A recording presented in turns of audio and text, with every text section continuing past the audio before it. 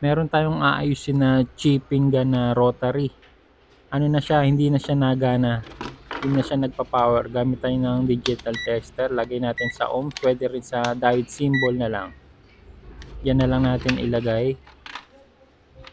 Ito, hanapin lang natin yung kung ano yung problema nito.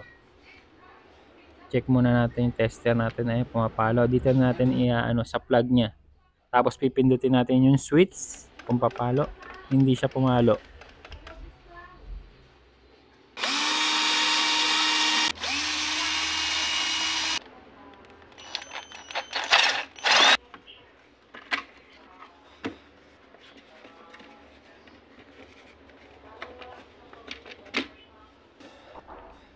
Ito, unahin natin yung pinaka ano niya, pinaka cord sa 220. Diyan natin i-check. Tsaka dyan sa may tornilyong yon, tinuro ko yan. Pinaka cord niya una natin i-check. Tsaka yan sa plug na yan. Check natin kung may putol siya, kung papalo siya o hindi. Lipat natin sa kabila. Ayun, hindi siya pumalo. Ibig sabihin, isa na kagad yun. May putol yun. Ayun na kagad yung isang problema. Kabila naman. Okay yung isang linya niya. Pumalo. Isa na kagad yun. Mamaya, hanapin natin kung saan yung ano niya. Putol mismo.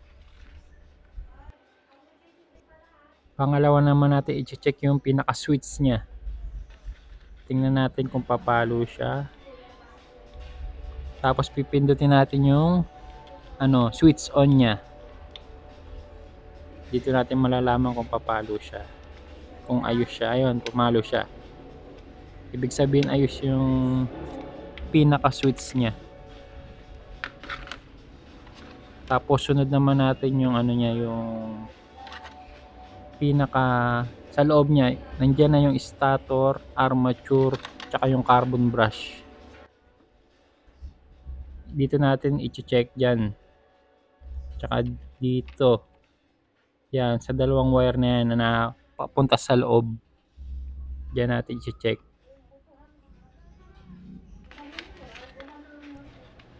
Then, check na natin kung papalo siya. Sana pumalo. Ayun, okay yung mga connection niya. Yung armature, yung carbon brush, tsaka yung stator. Okay yung pasok ng kuryente doon. Ibig sabihin walang putol. Nasa cord lang talaga yung problema.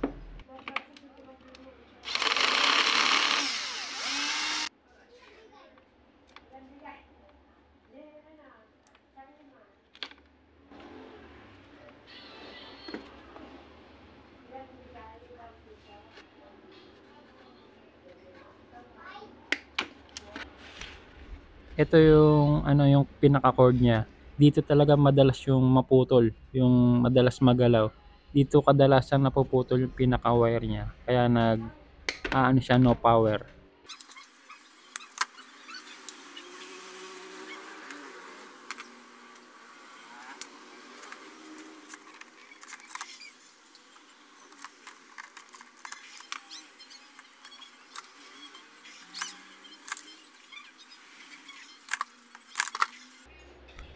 Iduduktong ko lang yung pinagputulan para ma-check natin kung ayos na siya. Ngayon, check na natin sa pinaka-plug niya. Check natin kung papalo. Ayun, okay na, pumalo.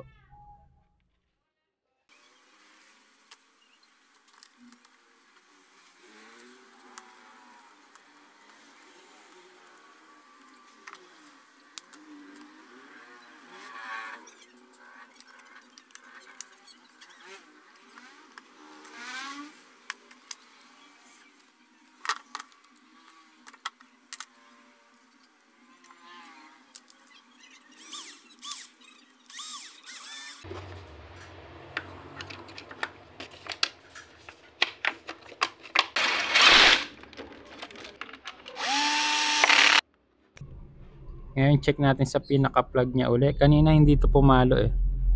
Yung sira pa siya. Ngayon, pindutin natin yung switch niya. Ngayon, pumalo siya. Ibig sabihin, okay na to. Aandar na to.